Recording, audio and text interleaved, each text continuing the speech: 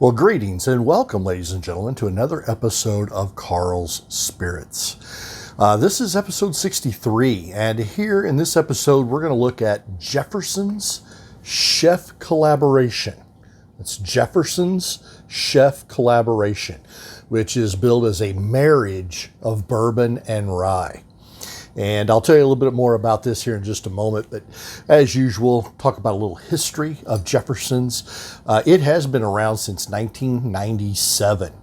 And many of us have had one of their expressions or the other at some point. It was founded by Trey Zeller. I think I said his name right. I hope so, Trey. And he named his company McLean and Kine, which he claims is a reference to a many times great-grandmother who was arrested in 1799 for moonshining. So, cool story there from Mr. Zellner, the founder of the Jefferson's line. Whether it's fact or fiction, again, like many bourbon stories, doesn't really matter. It's still a very cool story. He owned Jefferson's for about the next decade, and in 2006, Castle Brands acquired the Jefferson's portfolio, which at that point had grown to include several expressions. In 2015, Castle Brands purchased 20% of Kentucky Artisan Distillery. So it's likely that some of that juice makes its way into these Jefferson bottles. They had another change of ownership back in October of 2019 when Castle Brands was purchased by the second worldwide producer of wine and spirits. That is Pernod Ricard. However you say the French term, Pernod Ricard. This is a French group. They own a number of American bourbon lines at this point, and the Jefferson's line is another one of those. Today, that lineup includes the Jefferson's Reserve, Jefferson's Presidential Select, Jefferson's Small Batch, of course, the celebrated Jefferson's Ocean, and there's several limited offerings. A lot of them are barrel finishes of some sort. There's a Groth, and there's several others. There's a port finish, I believe. This happens to be a different expression, the Chef's Collaboration. And this was created as a collaboration between Jefferson's and Chef Edward Lee of Louisville. Chef Edward Lee owns or operates a number of high-profile restaurants in that bourbon city. And it was created to blend bourbon and rye together to create a good pairing for a meal or for pair well with food. So that's what this was intended to be. Just for your curiosity's sake, I did review Jefferson's Reserve, their basic expression, way back in episode 8. So if you're kind of curious how this bottle stacks up with its sister bottle of Jefferson's Reserve, you can go check that out. So we're going to get on into the meat of this review now.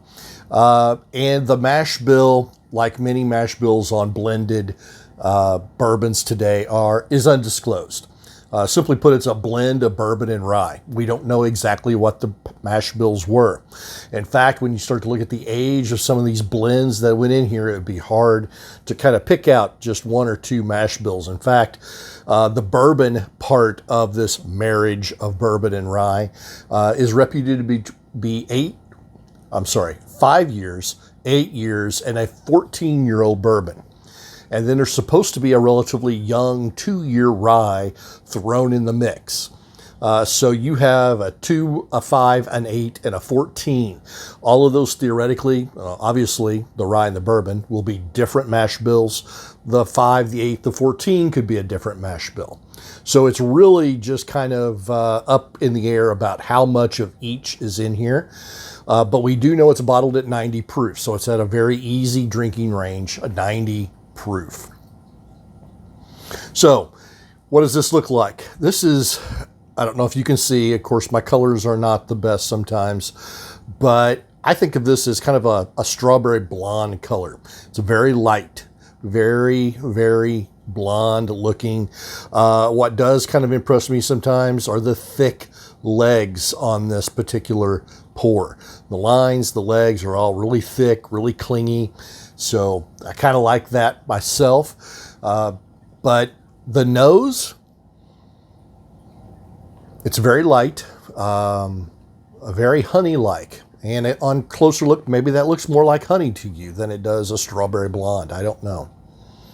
But I get a lot of honey and earthiness notes. Maybe that's my mind trying to associate honey with the earth a little bit more, but I really get that. But I also get, at the end, as this opens up more and more, I get more and more vanilla. We'll see how that tastes.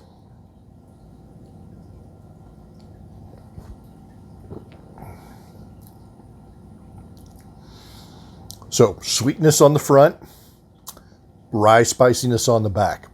It's got a very medium to thin mouthfeel. So you have those bourbon notes come through really quickly on the front. Definitely vanilla for that sweetness. And then the spiciness notes takes over. And I get kind of a minty, I get a very minty taste coming off the sides of my tongue on both sides. There's some spiciness to it, but it's more minty than anything. It's a very light taste, just like the nose was light. The taste is also light.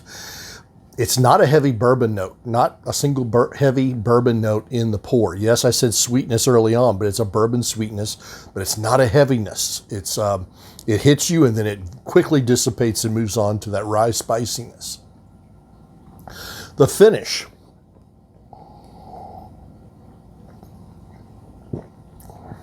Is fairly long. It's almost tea-like. It's very dry, with a little bit of that that rye spiciness at the end. But I'm still getting a nice long finish here. So I really like that finish. I like the length of that. It doesn't hit me way down in the chest, but it warms the throat, the back of the palate. I really think this is a nice sipping bourbon. It has a lot of really cool notes into it, and I really like the finish, though I prefer a little bit more sweetness on mine than I do dryness. It's kind of a shame that the rye overpowers that bourbon note, or at least it's a shame for me. If you're a bourbon or a rye person, this may be a really great drink for you. Still, I think this is a very respectable, very drinkable sip, especially on a warm summer's day. This would go really nicely, I think. It's not heavy. It's a very light, great sipping bourbon for a hot summer's day. Just another note. This was created to be paired with food. I am not the world's best food guy. And so I didn't try this with food. And that seems like the next logical step. And it's one I'll have to try on my own a little bit later. But in my mind, something very savory, like a really good hearty steak cut, would pair pretty nicely with this. I don't think it would overpower the meat. I think it would complement that rye spiciness with the sweetness, would really complement a good beef steak in some way. That's my opinion. Yours may be different. Again, I am not a food guy, so that might be something someone else wants to try. So, my little rating scale. What's it going to be? I'm going to go, because I like the finish, and I like the lightness of it for a good hot day. And it happens to be very warm outside as I film this. It's got some cool things going on. It lacks depth to be a really great bourbon, my opinion. So I'm going to go solid here and go 4.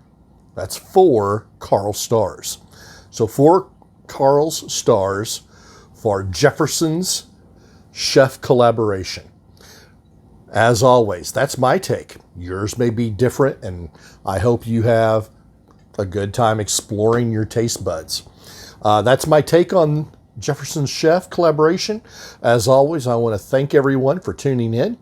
And as always, I want you to stay safe, peace, and happy pours.